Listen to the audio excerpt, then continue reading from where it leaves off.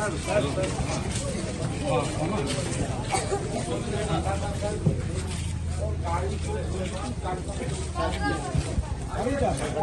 को अकेला हम बता दिए अभी सब, लेकिन अब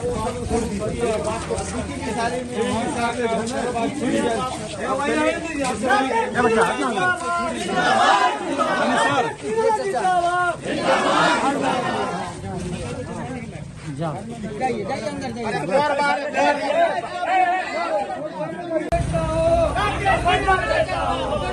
आगे बढ़ते चलिए।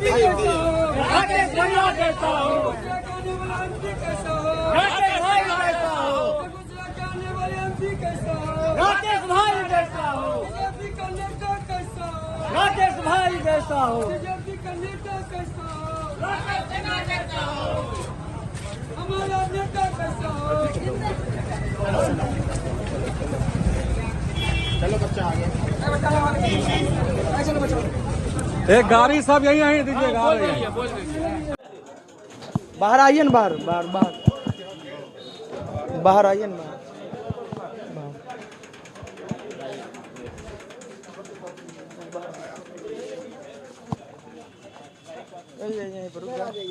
इधर एंटी लाठी यहीं पर हट जाओ, हटो तो नहीं वहाँ अच्छा हो जाएगा। चलने दीजिए, बाहर निकलिए, हम बेचते हैं। हाँ आ जाइए।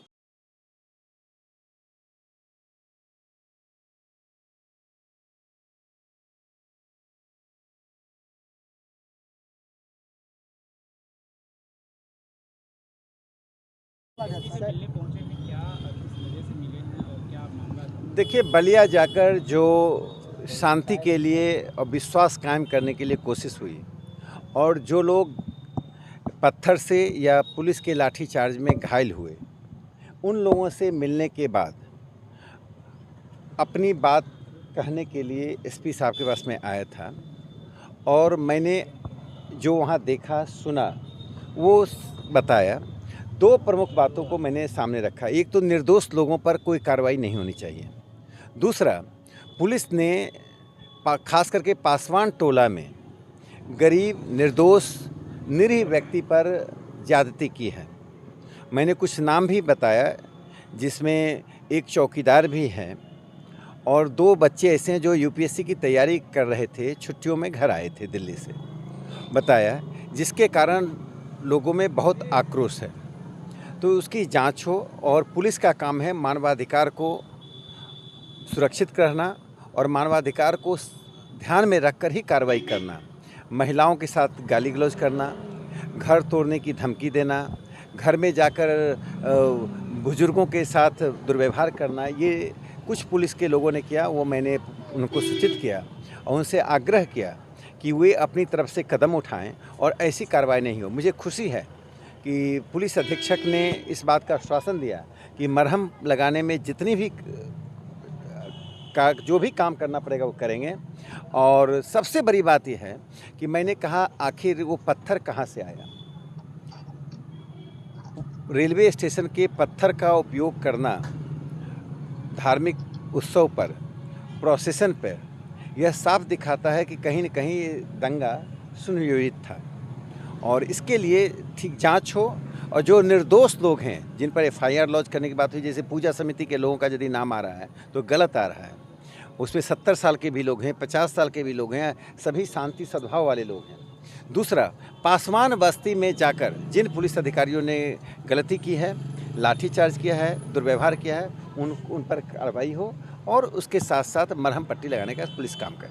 सर, पुलिस के कार्यशैली किस तरह से आपके नज़र में है सर? आप पुलिस के कार्रवाई से कितने आप संतुष्ट हैं सर?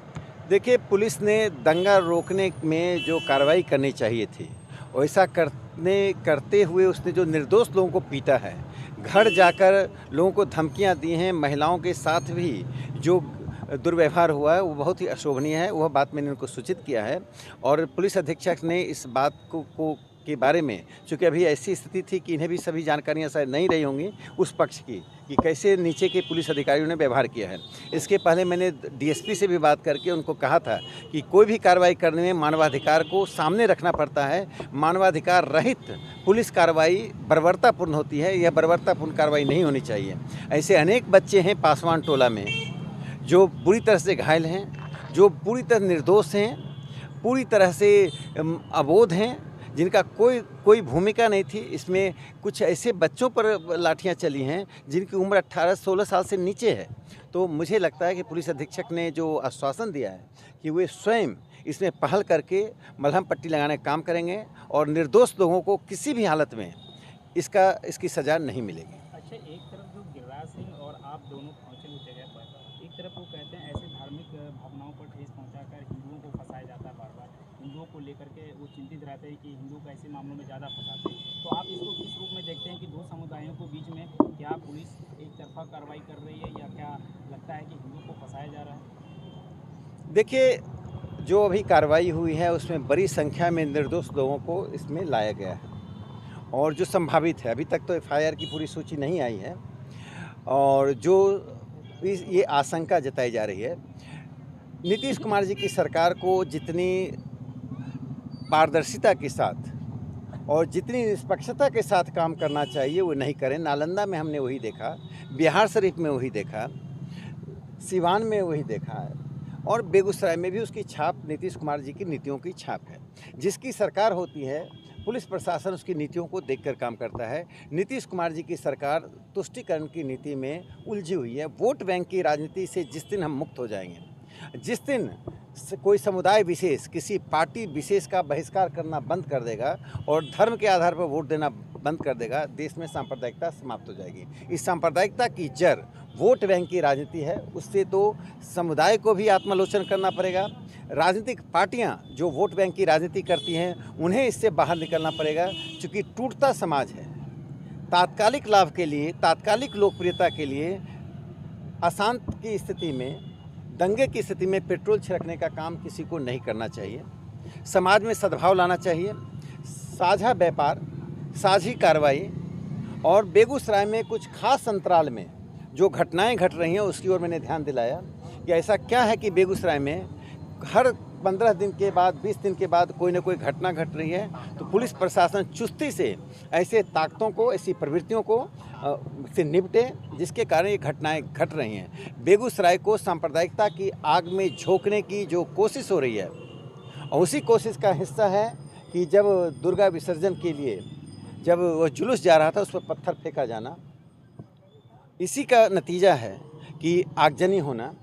इससे पुलिस प्रशासन सख्ती से निपटे, लेकिन किसी भी निर्दोष को सज़ा नहीं मिलनी चाहिए। और बिहार की सरकार को मैं चेतावनी देता हूं कि वोट के लिए समाज को ना तोड़े, वोट की बैंक की राजनीति के लिए हिंदुस्तान को सांप्रदायिकता के आग में नहीं झोंके। नीतीश जी की सरकार का लगातार ऐसा व्यवहार रहा है कि उससे साफ जाहिर होता है। पहले दुर्गा पूजा की छुट्टियों में कटौती कर दी गई, छठ पूजा की छुट्टी में कटौती कर दी गई, और मैं उनसे अपील करता हूं कि छठ पूजा में कम से कम 4 दिन की छुट्टी बिहार में दी जाए। छठ पूजा बिहार की अस्मिता है, बिहार के अध्यात्म का वह एक शिखर है जिसमें पूरी दुनिया से छठ पूजा करने के लिए लोग बिहार पहुंचते हैं। आप 2 दिनों की 1 दिन की छुट्टी देकर आप यहाँ के हिंदुओं के साथ अत्याचार कर रहे हैं। तो मैं उनसे अपील करता हूँ कि छठ में कम से कम 4 दिन की छुट्टी दी जाए। भौतिकता के आधार पर समाज नहीं चलता, अध्यात्म के बिना राज्य नहीं चल सकता, देश नहीं चल सकता है। बिहार की अस्मिता को मिटाने की कोशिश सांप्रदायिकता के आधार पर ये गठबंधन कर रहा है, इससे बाज आए। कभी तुलसीदास जी के चरित्र का हनन करना, कभी रामचरितमानस पर सवाल खड़ा करना, और फिर दंगाइयों के साथ नरमी बरत कर निर्दोष लोगों पर जुल्म करना इस सरकार की नीयत बन गई है। और इस सरकार के नीयत के मैं पुलिस अधिकारियों से और प्रशासनिक अधिकारियों से अपील करता हूँ, कोई राजनीतिक दृष्टि से नहीं, संविधान को ध्यान में रखकर अपनी कार्रवाई करें।